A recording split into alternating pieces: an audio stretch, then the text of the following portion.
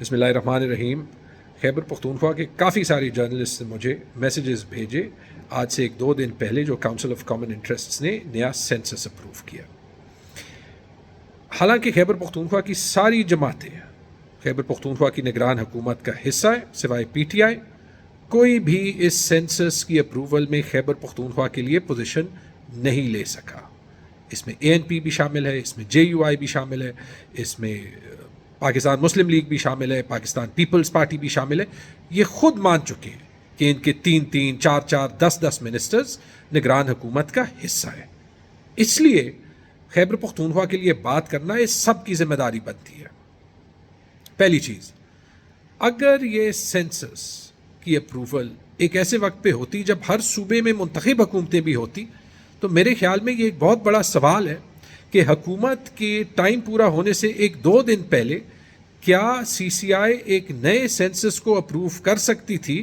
کیونکہ جب آئین کہتا ہے کہ الیکشن نئے سینسس کے تحت ہوگا تو آئین کی جو سب سے ایک بنیادی شک ہے کہ الیکشن 90 دن میں ہوگا، تو پھر میرے خیال میں اگر یہ سینسس کورٹ میں چیلنج کیا جائے تو بہت مشکل ہے کہ کورٹ یہ کہے کہ آپ سینسس اپروو کرتے ہوئے الیکشن کو ڈیلے کر سکتے ہیں. دیکھیں، خیبر پختونخوا میں اور پنجاب میں آلریڈی 200 دن سے غیر منتخب حکومتیں ہیں، اور اس سینسس کی اپروول کی وجہ سے شاید سال تک یا اس سے زیادہ بھی جو ہے وہ نان الیکٹڈ حکومتیں رہیں.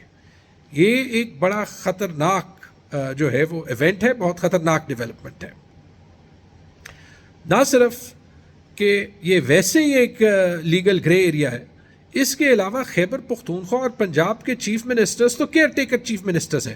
ان کو تو ذاتی فائدہ ہے کہ اگر سینسس اپروو ہو تو ان کی غیر منتخب حکومتیں جو ہیں وہ وہاں پہ بیٹھی رہیں گی، اور ویسے ہی کیئر ٹیکر گورنمنٹس کو پالیسی ڈیسیجنز لینے کا تو اختیار ہی نہیں ہے. تو کیا یہ حکومتیں اور یہ سی سی آئی یہ سینسس اپروو کر بھی سکتی تھی یا نہیں؟ کیا اس کے علاوہ پاکستان پیپلز پارٹی جو اپنے آپ کو ایک کانسٹیٹیوشنل پارٹی کہتی ہے اور جس نے سی سی آئی میٹنگ سے 1-2 دن پہلے کہا تھا کہ وہ سینسس کی اپروول کی مخالفت کرے گی، کیا اس کے پاس کوئی ایکسپلینیشن ہے کہ اس نے سینسس کیوں اپروو کیا یا نہیں؟ اب اس سینسس کے اپروول کا خیبر پختونخوا پہ کیا اثر پڑتا ہے؟ ایک، ہمارے صوبے میں مزید 6-7 مہینے یہ کرپٹ حکومت جو ہے وہ رہے گی، کیونکہ اس بہانے کہ حلقہ بندیاں ہونی ہیں، حلقہ بندیاں میں 4-5 مہینے لگنے ہیں اور اس کے بعد وہ ویریفائی ہونی ہے، یہ الیکشنز ڈیلے ہوں گے. تو ایک تو الیکشنز ڈیلے ہوں گے، اور دوسری چیز، خیبر پختونخوا کو اس سینسس کے اپروول کی وجہ سے فائنینشیل نقصان اٹھانا پڑ رہا ہے. آپ کے ڈیولپمنٹ کے لیے پیسے کم ہوں گے. کیوں؟ کیونکہ یہ سینسس آپ کے این ایف سی کا شیئر کم کرتا ہے، کیونکہ اس میں فگر فجنگ ہوئی ہے اور وہ صاف ظاہر ہے. کیسے؟ پہلی چیز، پچھلے سینسس تک تقریباً تمام سینسسز میں خیبر پختونخوا میں پاپولیشن گروتھ ریٹ یعنی آبادی کی بڑھاؤ کی جو شرح ہے وہ سب سے زیادہ رہی ہے. 2017 کے سینسس میں خیبر پختونخوا کی پاپولیشن انکریز جو تھی وہ 2.82% تھی. مزاحیہ طور پر 2023 کے سینسس میں خیبر پختونخوا کی پاپولیشن گروتھ ریٹ 2.38% ہو گئی ہے اور پورے پاکستان میں سب سے کم ہو گئی ہے. اب یا تو اس کی کوئی وجہ ہو، لیکن پورے پاکستان میں پاپولیشن کنٹرول پہ، فیملی پلاننگ پہ کوئی کام نہیں ہوتا.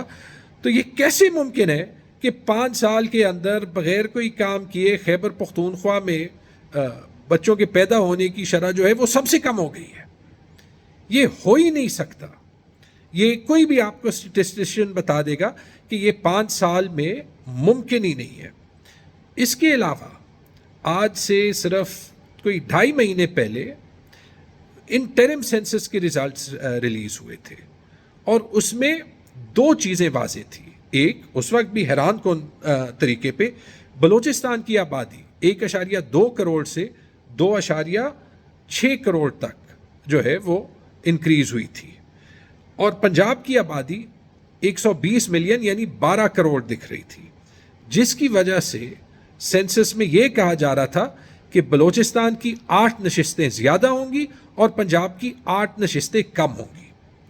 ابھی جو سینسس اپروو ہوا ہے 2 مہینوں میں، جس کا کسی کو یہ ڈیٹا کا پتہ نہیں، ایک دم سے بلوچستان کی آبادی 20.6 ملین سے یعنی 2.06 کروڑ سے کم ہو کے 14.9 ملین ہو گئی ہے، یعنی 1.49 کروڑ ہو گئی ہے۔ تقریباً آدھا کروڑ جو ہے وہ کم ہو گئی ہے۔ یہ کیسے ممکن ہے؟ اور اتفاق سے پنجاب کی آبادی 12 کروڑ سے 12.7 کروڑ ہو گئی ہے، اور پنجاب کو اپنی 8 سیٹیں واپس مل گئی ہیں اور بلوچستان کی 8 سیٹیں کم ہو گئی ہیں۔ کم از کم یہ ایک ایکسپلینیشن تو مانگتا ہے۔ اور اگر ان 2 مہینوں میں ان 2 صوبوں کی آبادی میں اتنا فرق آ گیا تو باقی صوبوں میں کیا ہوا ہے؟ کوئی ایکسپلینیشن نہیں۔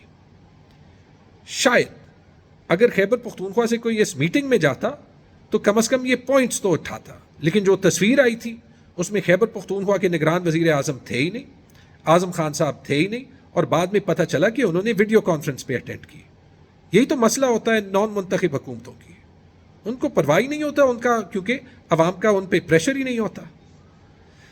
تو ہونا تو یہ چاہیے تھا کہ اعظم خان صاحب وہاں پہ ہوتے، وہ کہتے کہ یہ سینسس اپروو نہیں ہو سکتا، یہ تب اپروو ہوگا جب الیکشنز ہوں، کیونکہ یہ غیر آئینی ہے اور اس سے ہمارے صوبے کو نقصان ہے۔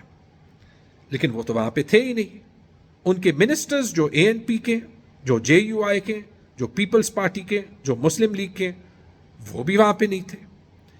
اگر ہوتے تو شاید یہ ڈسکس کرتے کہ چلیں اگر سینسس اپروو کرنا ہے تو یہ تو گارنٹی لے لیں کہ خیبر پختونخوا کو جو 1998 کے سینسس کے مطابق پیسے مل رہے ہیں وہ کرنٹ سینسس کے مطابق ملے، اور 2017 کے بعد والے پیسے 2017 کے سینسس کے مطابق ملے، اور اس کی وجہ سے خیبر پختونخوا کو 300-400 ارب روپے ایکسٹرا مل سکتے تھے۔